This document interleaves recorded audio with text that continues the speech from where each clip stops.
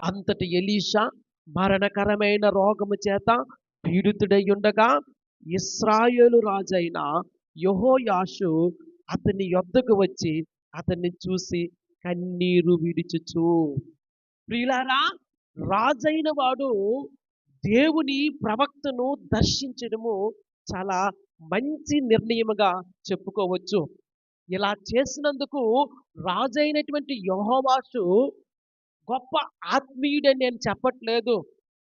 ఇశ్రాయేలు రాజు తన యొక్క పరిపాలనా కాలంలో ఎంతో విగ్రహారాధన జరిగింది. దేవునికి వ్యతిరేకమైనటువంటి విచ్చలవిడి కార్యక్రమాలు జరిగాయి.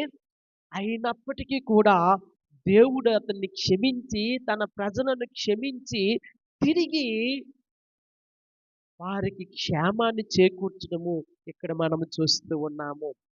కనుక దేవుడి వాక్యములో మనకు కనబడతా